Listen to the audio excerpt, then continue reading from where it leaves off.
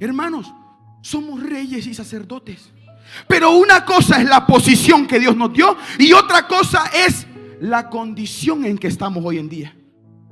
Porque la posición Dios la da, pero la condición la determinamos nosotros con nuestro actuar. Una cosa es que usted diga amén a lo que se dice aquí, y otra cosa es que usted viva lo que se dice aquí. Ahora, lo llama por tercera nación santa. Diga conmigo, yo soy nación santa. ¿Sabe qué significa la palabra nación? Cuando le doy significado, se lo doy no de Wikipedia, sino de la palabra en griego o hebreo. La palabra nación significa raza o pueblo, y la palabra santa significa sin culpa. ¿Sabe cómo le estaba llamando Pedro a la iglesia de ese tiempo y de hoy en día? Que somos una raza sin culpa. Somos un pueblo sin culpa. No porque usted y yo ya no nos equivoquemos, sino porque hace 2000 años hubo alguien que pagó anticipadamente por nuestros errores. Por eso Dios nos llama, hijos, ustedes son una raza, un pueblo sin culpa. ¿Por qué te estás culpando de lo que estás viviendo?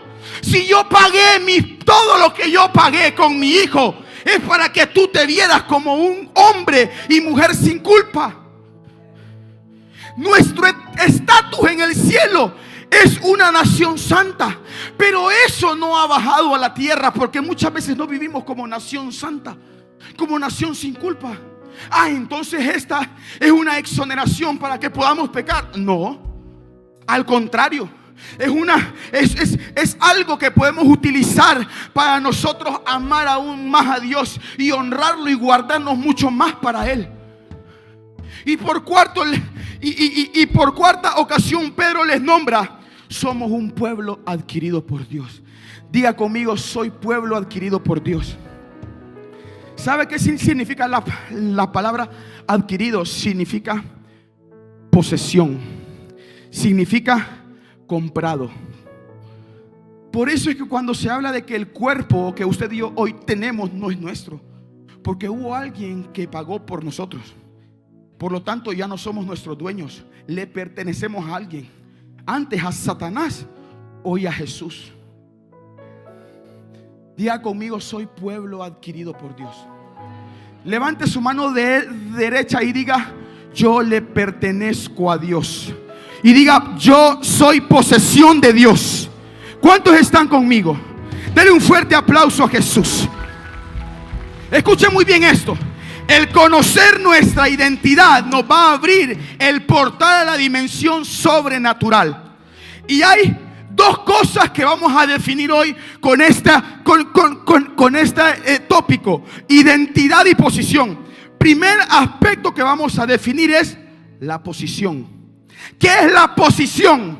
La posición es la identidad que Él, es la identidad en Él, y el lugar que tengo en Él, de acuerdo a lo que enseña la Biblia y lo que enseña la palabra de Dios. Les repito, posición es la identidad en Él y el lugar que tengo en Él. Y segundo aspecto importante, la condición, es lo que esa identidad y posición genera en mi vida y corazón. La posición debe de generar una condición, pero como le dije al principio, Dios, y yo soy de este principio, Dios hace un 50%, el otro 50% lo hacemos nosotros. En el reino de Dios nada es gratis excepto la salvación. Después usted puede ver todas las enseñanzas y los principios bíblicos y se da cuenta que Dios viene y hace su parte, y luego viene el hombre y tiene que hacer su parte. Porque si Dios hiciera todo, nosotros fuéramos títeres de Dios, y Dios no quiere títeres a la par de Él. Quiere gente con un corazón agradecido, que está con Él voluntariamente. Ahora vea esto. Vea esto, vea estas comparaciones, y quiero que esté conmigo. Mi posición es ser hijo de Dios y del Rey, ¿sí o no? Soy su posición es ser hijo de Dios. Mi condición es ser hijo de Dios. Por lo tanto, mi condición es dar frutos dignos de un hijo del rey. Usted tiene una posición que es ser hijo de Dios. Ahora, su condición es estar dando frutos dignos de un hijo del rey. Se lo pongo más fácil. Usted cree que es hijo del rey, pero ¿está produciendo frutos como un verdadero hijo del rey? Porque eso es lo que pasa. Vea esta segunda comparación. Mi posición es ser ciudadano del reino. Por lo tanto, mi condición es vivir los principios del reino y gobierno de Dios. Hermanos, usted y yo tenemos una posición que somos ciudadanos no de Honduras, sino del reino de Dios. Ahora, estamos viviendo conforme a la constitución de ese reino de Dios. Es que vea, son dos cosas muy diferentes. Por eso el tema de hoy es identidad y posición. Tendría que ser identidad y condición, porque su identidad usted la conoce, pero su condición usted la determina con sus acciones. Vea esta otra comparación. Mi posición es ser llamado y elegido. Yo tengo una posición que es ser remanente. ¿Cuántos aquí son remanentes? ¿Cuántos aquí son remanentes? Remanente significa un poquito de un montón. Un poquito elegido de un montón de la muestra. Perdón, de la población, un poquito que es una muestra. Y vea esto, vea esto. Mi posición es ser llamado y elegido, pero mi condición es descubrir mi posición en Dios y alcanzarlo. Dios nos ha llamado. Dios nos dio la posición de llamados y de elegidos, pero nosotros debemos de descubrir nuestro llamado, y eso determina nuestra condición. Vea esta otra. La posición, mi posición es ser santo y justo. Mi posición y su posición es ser santos y justos. Nosotros somos vistos como justos ante Dios, porque Jesús murió por nosotros, y al estar bajo su ala somos llamados justos. Somos justificados y llamados santos. O sea, de verdad, la iglesia de los santos de los últimos días existe, y no es aquella. Somos todos los que hemos creído y aceptado a Jesús. Somos santos. No solamente San Francisco de Asís. Claro, fue un hombre que quizás tiene un testimonio impresionante, pero su testimonio no lo hizo ser santo. Lo que lo hizo ser santo fue que él creyó en Jesús y vivió como Jesús vivió. Si usted cree en Jesús y vive como Jesús vivió, usted es santo. Y le podemos hacer una estatua si quiere, pero no para adorarlo. ¿Me comprende? Nuestra posición es ser justos y santos. Ahora nuestra condición es vivir en santidad, en pureza. Una cosa es que Dios nos ve como justos, y otra cosa es como nosotros vivimos. Escuchen muy bien esto. La posición del creyente es el resultado de la obra en Cristo en la cruz. Efesios 2, versos 5 al 6 dice: aún estando nosotros muertos en pecados, nos dio vida juntamente con Cristo. Por gracia soy salvo. Y dice el verso 6: y juntamente con Él nos resucitó, y asimismo nos hizo sentar en los lugares celestiales con Cristo Jesús. Iglesia, por gracia somos salvos. Y juntamente con Él, la palabra juntamente significa revivificar. Es decir, que juntamente con Él reviviremos. Es decir, que lo mismo que Él padeció, nosotros lo vamos a padecer. Jesús resucitó, pero antes de resucitar fue maltratado, fue humillado, fue expulsado, fue escupido. Nuestra posición viene de alguien, y es de Jesús.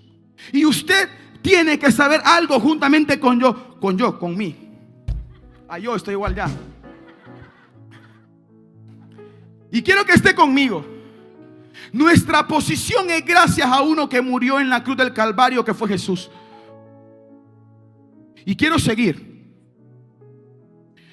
Todo creyente tiene por gracia una maravillosa posición. Es importante hacer una cuidadosa distinción entre la posición del creyente y la condición del creyente. Vamos a llamar también condición como estado del creyente. Es importante hacer una distinción entre la posición del creyente y el estado del creyente. ¿Qué es el estado del creyente? Escuche, o qué es la condición del creyente. Tiene que ver con el andar del creyente, con la manera en que el creyente vive y se conduce. Y se lo quiero enseñar en la parábola del hijo pródigo, que se encuentra en Lucas 15. Quiero que me acompañe en Lucas 15. Verso 13, Lucas 15, 13 dice: y el menor de ellos dijo a su padre: Padre, dame la parte de los bienes que me pertenecen o que me corresponden. Y le repartió los bienes. Vea el padre lo que hace, sin murmurar, se los reparte. Y dice el verso 13: no muchos días después, juntándolo todo, el hijo menor se fue lejos a una provincia apartada, y allí desperdició sus bienes viviendo perdidamente. Todos conocemos la historia del hijo pródigo. Todos conocemos, y si no, pues rápido. Es un hijo que estaba en la casa de su padre, y su padre era millonario, lo tenía todo. Y él era el hijo menor, y como siempre hay una oveja negra en la familia. No sé si fue usted, pero yo no fui, por lo menos en la mía. Y este hijo menor vino y se rebeló antes de los 18 años y dijo: Padre, dame la parte de mi herencia porque me quiero ir. Estoy harto de vivir bajo tu sombra, me quiero ir ya. Y se fue. El padre no discutió. El padre sabía lo que le iba a suceder si él se iba antes de tiempo. Sin embargo, vino y se lo dio. Así es Dios. Dios no se va a poner a discutir con usted y conmigo. Se lo dio, se fue. Dice la palabra aquí en el verso: se fue lejos a una provincia muy lejana, y allí desperdició sus bienes viviendo perdidamente. Dice la historia que luego el hijo gastó todo, comió con los cerdos, se arrepintió y volvió a donde su padre. Y su padre, obviamente, como el padre, esta parábola, como dice nuestro apóstol, se tuvo que haber llamado no la parábola del hijo pródigo, sino la parábola del amor de Dios Padre, o la parábola del amor del Padre. Y dice la parábola que llegó y vino, y el padre, pensando que su hijo había muerto, cuando lo vio, se alegró y dijo: vestirlo, calzarlo, póngale un anillo, porque mi hijo que estaba muerto, que este es mi hijo que estaba muerto, hoy está vivo. Vea, siempre, nunca vamos a perder nuestro estatus y nuestra posición delante de Dios. Y se lo enseño de esta forma. Aquí está. Primero, su posición de hijo nunca la perdió este hijo pródigo. El padre nunca dejó de verlo como hijo. Aun cuando lo había dado por muerto, seguía siendo su hijo.